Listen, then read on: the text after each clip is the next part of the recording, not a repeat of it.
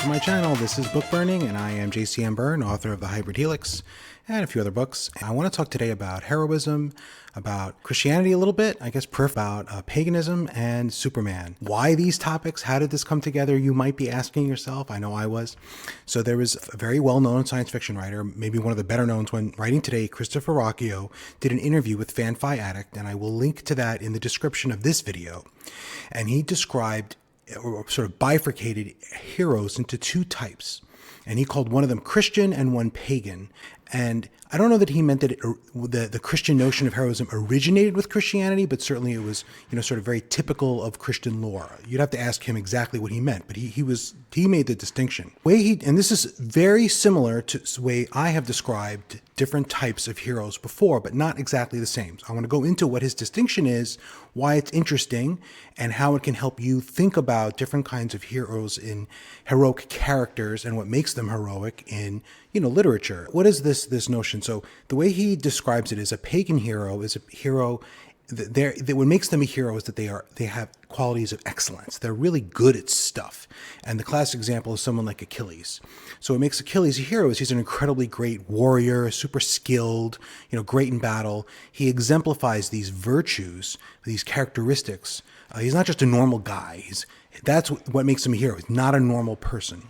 And in Christianity, the sense of the Christian hero is more like a normal person, generally speaking, someone who's a normal person, more or less, but who becomes heroic or shows their heroism through making great sacrifices, usually self-sacrifice. They give up a lot. They make horrific trades for the good of others, for the good of all, something along those lines. And you can even think of, in the most classic, the most iconic, right, Christian figure, I guess. I don't know if I don't want to put words in Christoper Ruocchi's mouth, but Jesus. We don't laud Jesus, or Christians don't laud Jesus for so much for his miracles.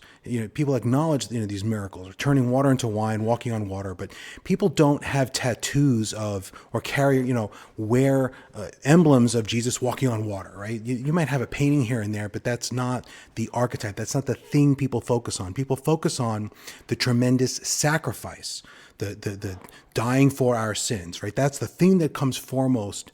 And I don't want to get into theology too much, but we talk about Christian martyrs. Martyrs are these people who sacrifice for others, right? That is a notion of heroism, and this is what Ruocchi, I think correctly, associates with the more modern era, or with the Christian era. And the pagan hero is the hero who is really good at stuff. And again, these aren't exclusive, right? You can be a person, a character, or a real person or a character who has excellent qualities. I mean, again, can do amazing things, but also makes tremendous sacrifices, right? These aren't incompatible notions. It's just two different ways of identifying and sort of describing or ascribing heroism to characters. And this is characters, whether they're real people or not. When we talk about them, we're talking about them in a way as characters. So I've made this similar, not the same, but a similar distinction where I talk about heroes in like war movies, the hero who makes a tough choice. But in a way, these are very similar, because what makes a choice tough usually makes a difficult decision. What makes it tough is that you are sacrificing a lot, right?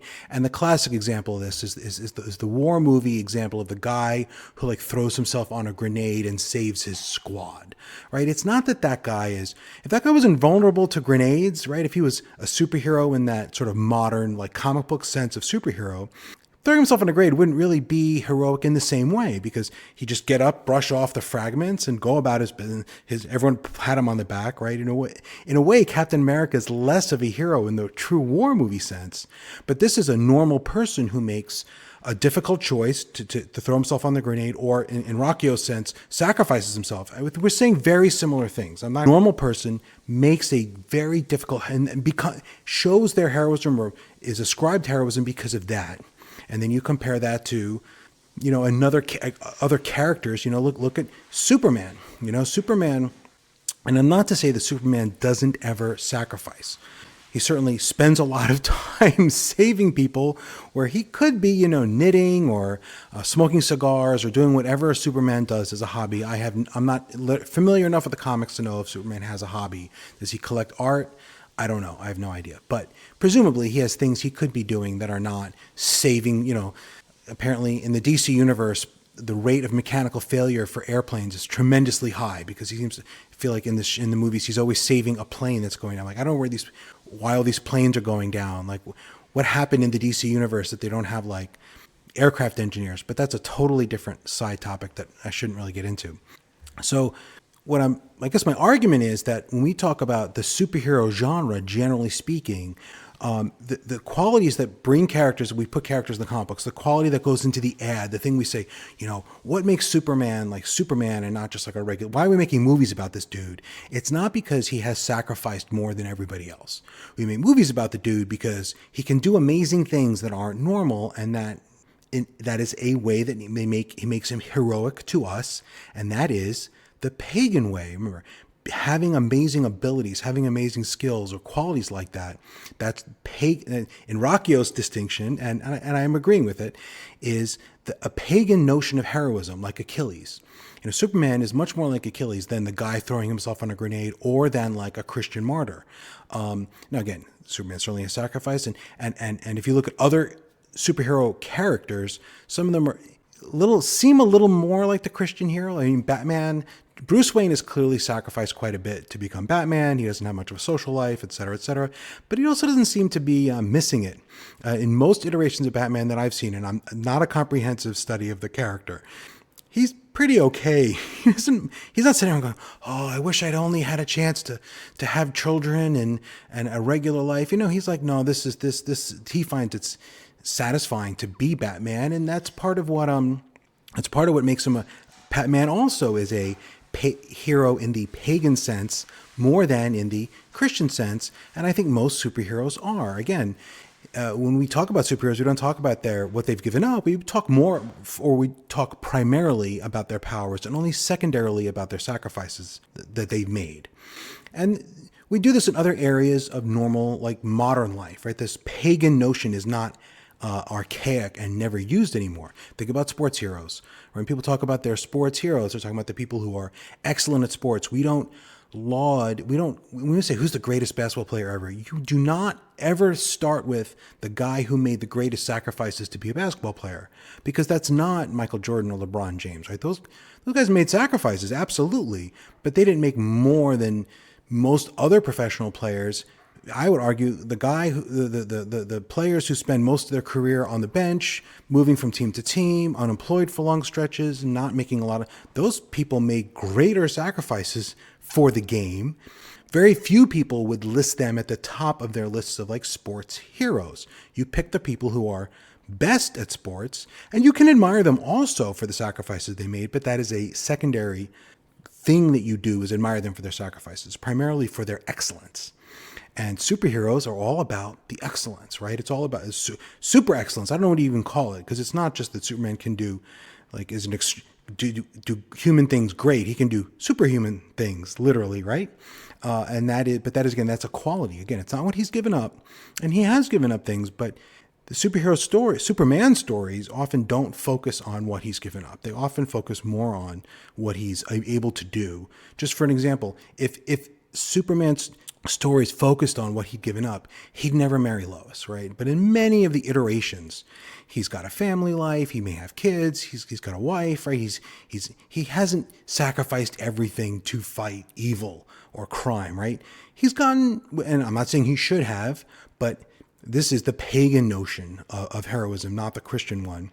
And if you really want someone, a superhero character who's fits more in line with the Christian notion, you probably have to go to someone like Daredevil, which is ironic because a huge part of the character's portrayal is often how religious he is. But Daredevil's a little tricky because it often seems like a lot of his self-sacrifice is meaningless self-punishment that serves no purpose. It's not like he gave up his social life so that he can fight crime better. He just gave up his social life because he's a bit of a putz. We could have a long argument, I think, about Daredevil, but the way he's often portrayed in the more recent couple decades of his comics, again, falls more in line with the Christian hero notion. So what's the conclusion here? There are different ways of splitting this up, but fundamentally, I do think there are two broad categories into which we put our heroes. There are the heroes who are heroes by making tough choices or sacrifices. There's normal people with normal abilities, normal scope, who are heroes because they do something amazing, right? They sacrifice themselves for the greater good in some way, or they make a sacrifice for the greater good. They make a tough call that we know many people wouldn't make. It's hard to throw yourself in a grenade. I've never done that. And then the pagan notion, the older notion that comes from older heroic traditions, from older literary traditions, is of the character who is heroic, meaning they have abilities, they have qualities that exceed the norm. They are special in that way. And they may also make great sacrifices. They may also make the tough call, and often do. They often superheroes will give, maybe not give their lives because it's a comic book. You need them around to sell the next issue. But they're often portrayed as willing to make sacrifices for the common good. But that is not what makes, because they're often peripheral characters in the stories who make even greater sacrifices, like the Night Nurse, right? Is giving up more than Daredevil in many ways for the cause, but she doesn't have an ongoing comic. I don't think she does. These peripheral civilian characters who are normal people, they don't get their comic. Who gets the comic? It's the person who has this pagan notion of heroism. They are excellent. They have special qualities. And I am in no way saying that these are incompatible, and I'm not saying that heroes have to be one or the other, but I am saying that if you think about the heroes you are writing and what is making them a hero in your eyes, and how much of the slider are you trying to make them show that they're a hero because of what they're giving up, or are you trying to show them they're a hero because of how well they can fly and punch spaceships? These are two different things. They can work together, but if you distinguish them in your head, and when you read about heroes, what kind of hero am I being shown here? Are they the best dude in the land with a sword, or are they the person who does the right thing no matter what, even at great cost to themselves? You can have a character be both, but those are two separate dimensions of heroism, and you can think about each scene in that book. You read Traitor's Blade by Sebastian Cassella. This guy is very good with a sword, but he's also willing to make tremendous sacrifices. Those are two different ways of showing two different kinds of heroism, almost to the point where if we had two words for this, I don't think it would be inappropriate. We don't. We have one word, right? But in a way, we use this word in these very different and distinct ways. And if you think about them in two distinct ways, it can help you analyze heroic literature and help you understand heroic literature, and help you appreciate more that you may like stories more with one of these types of heroism on display and less others. And there's nothing wrong with that. I write stories. I think Rohan is a hero in both ways, but I focus probably more on his excellence than on his sacrifice. He by choice, right? And you might, if you think about it that way, and someone's recommending a book to a friend, or what am I reading next? What goes on my TBR? You might think of these two different ways of thinking of these characters, and you might in your head characterize heroes in these two categories, and that may help inform what you decide is your favorite books or whatever. Anyway, thank you, Christoper Ruocchi, for making me think about this topic in a new way that I had not thought of. I had not thought of this distinction in terms of the historical literary traditions, because that's effectively what we're talking about. I had not considered this association with Christianity, and it's a beautiful thing that I now understand this in a way I never did before. And that's it. So this is JCM Berne, author of The Hybrid Helix. Go buy my books, like and subscribe. I don't know, do stuff. Have a great day. And